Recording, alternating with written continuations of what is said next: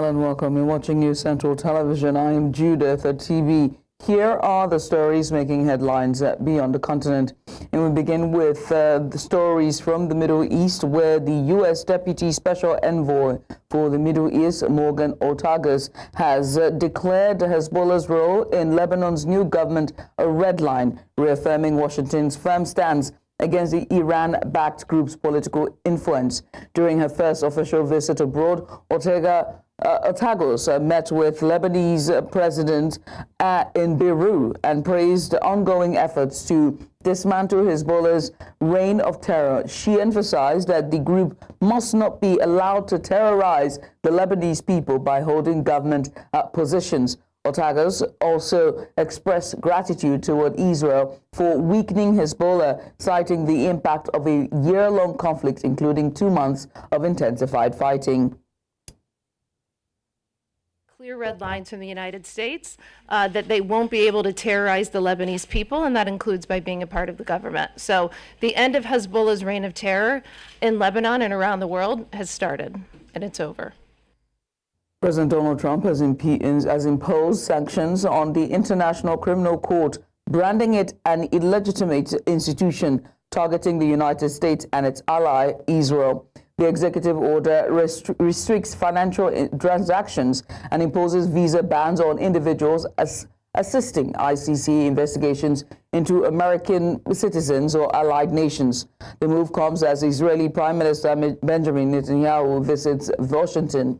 The ICC had previously issued arrest warrants for Netanyahu over alleged war crimes in Gaza, charges Israel has denied. The Netherlands, where the ICC is headquartered, has condemned Trump's actions, stressing the importance of the court's role in upholding international justice and accountability.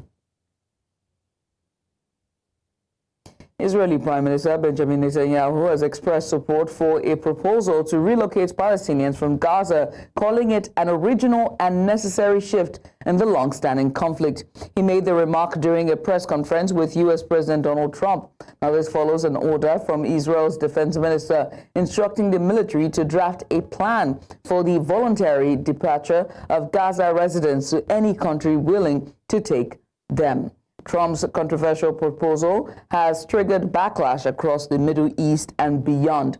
While he has ruled out deploying U.S. troops, the plan raises critical questions about Gaza's future and the willingness of other nations to accept displaced Palestinians. The move comes amid more than a year of war, leaving Gaza in ruins and thousands without homes. נפגשתי שלשום עם הנשיא טראמפ בפגישה היסטורית שהיא תפנית אדירה לעתיד ישראל. הוא העלה בפגישה הזאת גם את הרעיון שלו לגבי עזה, לגבי היום שאחרי חמאס. ואני חושב שכדאי להקשיב טוב טוב לרעיון הזה שהוא הרעיון המקורי הראשון שעלה מזה שנים.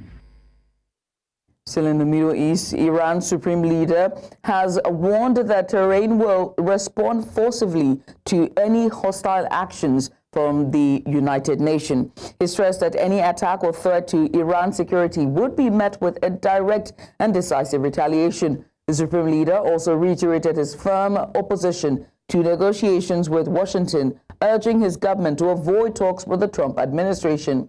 His remarks come just days after President Donald Trump proposed a verified nuclear peace agreement with Iran, an offer that the leader dismissed as both unwise and dishonorable. The statement further escalates tensions between the two nations, which remain locked in long-standing dispute over Iran's nuclear program and its growing regional influence.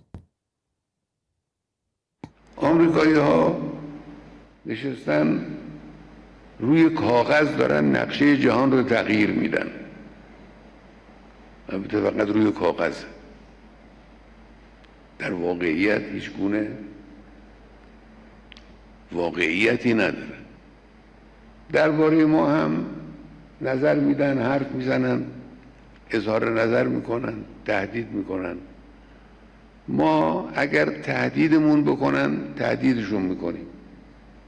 اگر این تهدید رو عملی کنن ما هم تهدید رو عملی میکنیم. امنیت ملت ما تعرض کنن ما هم به امنیت اونها تعرض خواهیم کرد بدون تردید. Let's go on a short break. When we return, there's more on the other side, and this time a story of 2 dead, 6 injured as a plane crashes in São Paulo. This and more after the break. Stay with us. And off to South America. You're welcome back. We are off to South America, where Colombia is strengthening its ties with China by launching a new shipping route to Shanghai. The route will connect the Colombian port of Buenaventura to Shanghai via the Chinese-funded mega port of Chanché in Peru. Now, this move comes after a recent row between Colombian president and the U.S. president over deported migrants.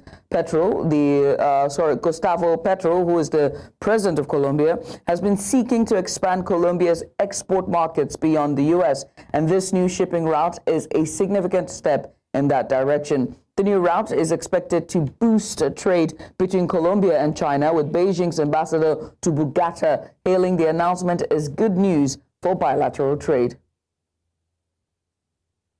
Diplomacia serán. En esta reunión se trataron temas importantes. Uno de ellos, la migración, con una instrucción clara. Vamos a recibir todos los connacionales.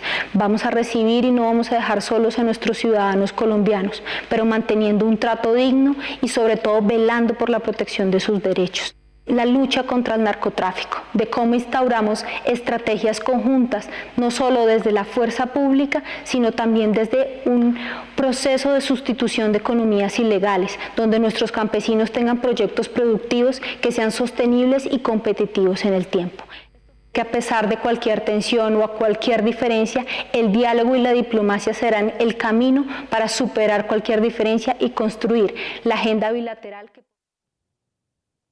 A small plane crashed Friday in Barra Funda region, São Paulo, Brazil, killing 2 people and causing a violent collision with a bus. The King Air F90 aircraft has just taken off from Campo de Marte airport when it went down on a major avenue, sliding hundreds of meters before striking a bus and exploding. The pilot and sole passenger were confirmed dead, while 6 bus passengers were injured but managed to escape the vehicle. Local firefighters quickly controlled the blaze, though thick smoke was seen billowing into the sky. Investigators have begun gathering evidence and interviewing witnesses to determine the cause of the crash, which remains unclear, including whether the plane was attempting an emergency landing after takeoff. And off to Haiti, where a devastating report from the UN's Children's Agency reveals that sexual violence against children in the country has skyrocketed by a staggering 1,000% from last year. Now, this surge in violence is linked to the increased recruitment of children by gangs that control most of the capital. UNICEF spokesperson James Elder described the situation as turning children's bodies into battlegrounds. The crisis in Haiti has left 2.7 million people, including 1.6 million women and children, living in areas controlled by armed gangs where they face extreme violence, exploitation, and abuse. A staggering 1,000% increase in sexual violence against children in Haiti has turned their bodies into battlegrounds. So the tenfold rise between 2023 and last year comes as armed groups inflict unimaginable horrors on children. Now, remembering, of course, that these are verified, reported incidents, so the real number is likely to be much worse. 85% of the capital of Haiti is controlled by armed groups. It's an astounding case of insecurity for a capital city. Last year alone, child recruitment surged by 70%. So right now, up to half of all armed group members are children, some as young as 8 years old. Many are taken by force, others are manipulated, many are driven by extreme poverty. It's a lethal cycle. Children are recruited into the groups that then fuel their own suffering. And in Haiti, that suffering is immense. 1.2 million children live under the constant threat of armed violence. Rosalind is a girl I met, not her real name. Rosalind is 16. Late last year, she left her friend's house to go to the shop and was abducted by armed men. She was placed in a van with a number of other young girls and taken to a warehouse. There, she was extensively beaten. She was drugged and, over what she believes to be the course of a month, relentlessly raped. When the armed group realised that Rosalind didn't have anyone to pay the kidnapping ransom, she was released. She's currently in a UNICEF-supported safe house with more than a dozen other young girls, all receiving care. Where police in Brussels are investigating a fourth shooting in just 1 week as gun violence linked to rival drug gangs continue to spiral. The latest attack, which occurred overnight in the Anderlecht district, left one person dead. Belgian authorities, including the Brussels Prosecutor's Office, have attributed the surge in shootings to ongoing turf wars between criminal syndicates. This latest incident follows 3 other shootings in the city this week, including a man being shot in the leg near Clemenceau metro station and a dramatic manhunt after gunmen fired automatic rifles in the same area. Concerns over gang-related violence in the Belgian capital are mounting. Just last year alone, Brussels recorded 89 shooting incidents, resulting in 9 deaths. While investigations are ongoing, no arrests have been made so far. France's Interior Minister Bruno Retailleau has reinforced the debate on French citizenship, declaring that to be truly French, one must respect the way of life and embrace Republican principles. Retailleau made the remarks during a visit to Lens in the Seine-et-Marne region, responding to a national discussion sparked by Prime Minister François Bayrou on the essence of French citizenship. Now, his comments underscore the government's emphasis on upholding French values and traditions, aligning with his previous pledge to restore order, a commitment centered on strengthening security and supporting law enforcement. Ce que je veux dire simplement, c'est qu'on a un code civil, et d'ailleurs, dans les textes, y compris sur la question de l'irrégularité, de l'accès justement, de la régularisation par le travail, le législateur désormais dit, mais attendez, la question du travail c'est important, mais c'est pas le tout. Il faut respecter le mode de vie, c'est ce qui est dit dans la loi, il faut respecter les principes républicains, il y a d'autres choses à respecter. Cette autre chose, c'est de l'ordre immatériel, du partage d'un destin commun, du partage d'une culture, du partage des principes. C'est ça qui est très important. C'est ce que je pense le Premier ministre a voulu dire et de ce point de vue-là, nous sommes d'accord. France's Education Minister Elizabeth Bourne has announced the introduction of compulsory AI training courses for secondary schools. The first e-learning course will launch at the start of 2025 academic year, marking a significant step in integrating AI education into the French curriculum. This move aims to equip students with essential skills in AI, preparing them for an increasingly technology-driven world. Concernant les élèves, nous lançons également une première formation en ligne pour le second degré dès la rentrée 2025.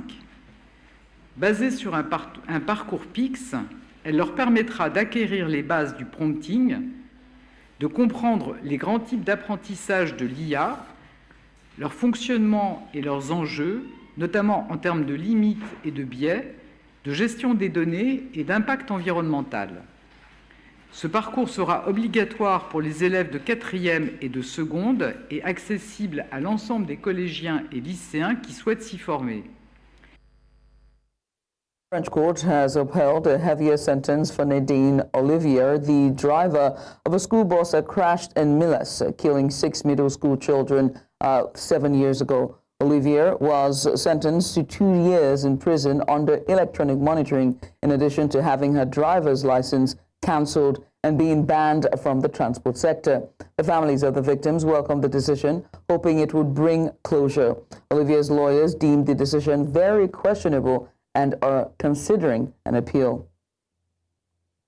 Still in Europe, thousands of protesters gathered in several cities across Greece on Friday to demand justice for the victims of the country's deadliest rail disaster, which claimed 57 lives in February of 2023. The protest, led mainly by students, centered around the slogan, "I have no oxygen," symbolizing the desperate final moments of passengers trapped on the wrecked train. Over 5,000 people marched in Athens, while 2,000 took to the streets of Thessaloniki, with additional rallies held at least 6 other cities. The disaster occurred when a passenger train collided with a freight train near Larissa. Investigations suggest that the freight train was carrying illegal explosive chemicals, contributing to the high death toll. Claims of mishandled evidence, negligence, has also fueled growing calls for accountability. European Commission President Ursula von der Leyen and Polish Prime Minister Donald Tusk held a press conference outlining the priorities of Poland's presidency of the Council of the European Union. Von der Leyen emphasized the need for a significant boost in Europe's defense capabilities, highlighting the growing geopolitical challenges facing the continent. Additionally, the European Commission introduced a new strategy to enhance the single market, focusing on reducing bureaucratic barriers for businesses and improving the ease of trade and investment across member states. Now, this move is aimed at fostering economic growth and ensuring the competitiveness of European enterprises in rapidly evolving global economy. Now, the leaders also stressed the importance of EU unity in tackling emerging security and economic issues. Since Russia brought war back to the European continent, security lies at the heart of everything we do. The threats we face are more complex and more diverse. The recent incidents in the Baltic Sea show that every piece of infrastructure is a potential target. Hence, the need to embed the security dimension into every European policy and action. Europe needs a surge in defense. Modern warfare requires scale, technology, coordination, too big for any one of our member states. But this is where joining forces, European cooperation, delivers. We will need funding, both public and private funding. We will need more cooperation for better interoperability and lower costs. Simpler legislation, for instance, on public procurement, and more innovation. Polish Prime Minister Donald Tusk has announced plans to deport migrants who break the law as the country gears up for a key presidential election in May. Tusk reiterated his criticism of the EU's migrant relocation scheme, stating that Poland would not accept any burdens related to it. The EU plan would require member states to take in thousands of asylum seekers from frontline states or provide alternative support. Tusk emphasized that Poland has already taken in 2 million Ukrainian refugees and is dealing with illegal migration from Belarus. Russia brought war back to the European continent. Security lies at the heart of everything we do. The threats we face are more complex and more diverse. The recent incidents in the Baltic Sea show that every piece of infrastructure is a potential. And off to Asia, where Philippines Vice President Sara Duterte has confirmed that she is still considering a presidential run, even as she faces impeachment by the House of Representatives. She said her legal team is preparing her defense and that she has yet to fully review the charges against her. Now, the VP made it clear that resignation is not an option at this stage, and a potential bid for the 2028 presidency remains on the table, depending on public support. Now, she faces impeachment over allegations including constitutional violations, betrayal of public trust, and corruption. Some charges are linked to an alleged assassination plot against President Fernando Marcos and key officials. We've already started preparing the moment Franz Castro announced the impeachment plans, which was November of 2023. So November of 2023, there were already lawyers doing their work for the impeachment. So we leave it to the lawyers. Wala pa tayo doon, ma'am. Na masyado pang malayo yung mga ganyan na mga bagay. Nandun pa lang tayo sa pagbabasa ng actually, ma'am, wala pa tayo doon dahil yung mga abogado lang yung nagtatrabaho. Hindi ko talaga alam kung anong ginagawa nila. And that's all we can take from beyond the continent. Now, remember that you can watch News Central live on DSTV channel 422, on Star Times channel 274. Find us on Avo TV, or better yet, stream us live on YouTube. And thanks for watching. I'm Judith at TV. Good night.